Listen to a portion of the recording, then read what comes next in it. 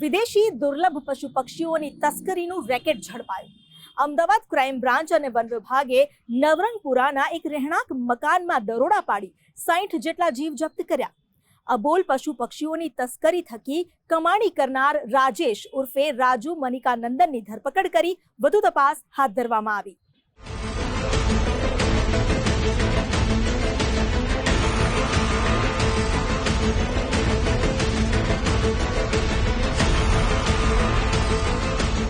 અમદાવાદમાંથી ફરી એકવાર વિદેશી પ્રાણી અને પક્ષીઓનું વેચાણ કરવાનું રેકેટ ઝડપાયું. મૂળ તામિલનાડુનો વતની રાજેશ ઉર્ફે રાજુ મનિકાનંદન નવરંગપુરા વિસ્તારના એક ફ્લેટમાં વિદેશી પક્ષીઓનું પ્રજનન અને વેચાણનું રેકેટ ચલાવતો હતો. અમદાવાદ ક્રાઇમ બ્રાન્ચે વન વિભાગને સાથે રાખીને કરેલી રેડ દરમિયાન રેડ હેન્ડ ટેમ્બરીન, પર્શિયન કેટના અડધો ડઝન બચ્ચા, 14 નાના મોટા hamster, African grey parrot, blue and gold macaw અને ગાલા તેમજ સલ્ફર કોકાટુ મળી આવ્યા હતા.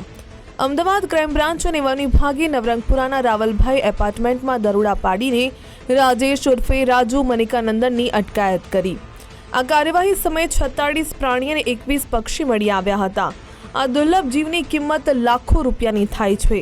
રાજેશ ઓનલાઈન વિદેશી વેપારીનો સંપર્ક કરીને ઇન્ડસ્ટ્રીયલ સામાનની આડમાં વિદેશી પ્રાણી અને પક્ષીઓ મંગાવતો હતો. આ પક્ષીઓના ઉછેર બાદ એક પ્રાણી કે પક્ષી દીઠ અંદાજે 10 થી 15% કમિશન મેળવતો હતો.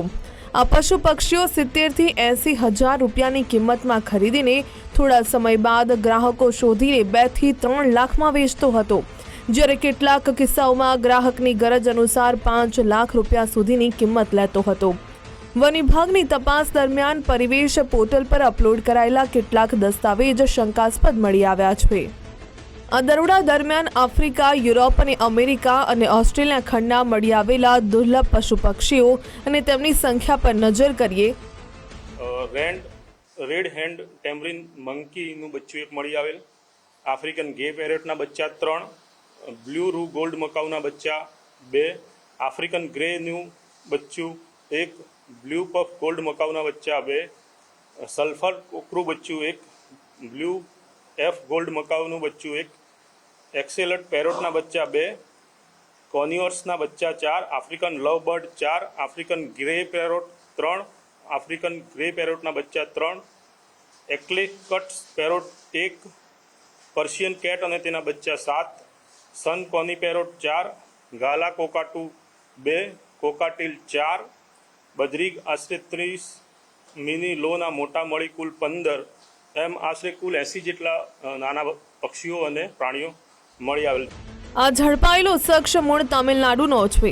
પોલીસની પ્રાથમિક પૂછપરછમાં રાજેશે કબૂલ્યું કે તેના પિતા પણ દાયકાઓથી આ જ ધંધો કરતા આવ્યા છે.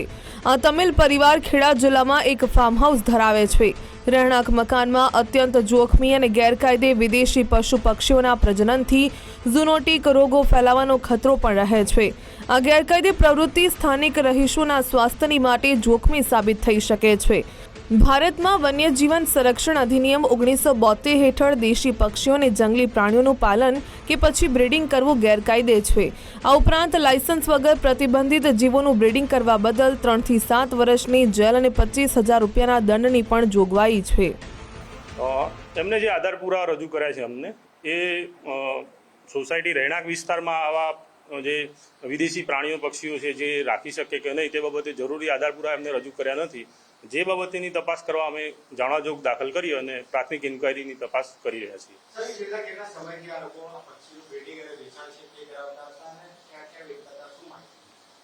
તેમના જણાવ્યા મુજબ એ ઘણા સમયથી આ પ્રાણી અને પક્ષીઓનો આ રીતના રાખી અને એમનું બ્રીડિંગ કરી અને વેચી રહ્યા છે.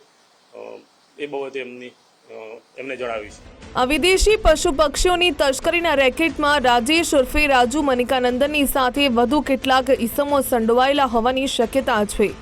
આ કેસની ગંભીરતા અને આંતરરાષ્ટ્રીય વન્યજીવ વેપારના નિયમોને જોતા અમદાવાદ મ્યુનિસિપલ કોર્પોરેશન, વન વિભાગ અને કસ્ટમ વિભાગને જાણ કરવામાં આવી છે. આ દુર્લભ જીવોની આયાતની કાયદેસરતા, યોગ્ય ખરાઈ અને રહેણાંક વિસ્તારમાં તેનાથી સર્જાનારા આરોગ્યના ખતરા સહિતની બાબતોનો વિગતવાર અભ્યાસ કરીને આગળ કાયદેસરની કાર્યવાહી કરવામાં આવશે. સંજય જોશી, ગુજરાત ફર્સ્ટ.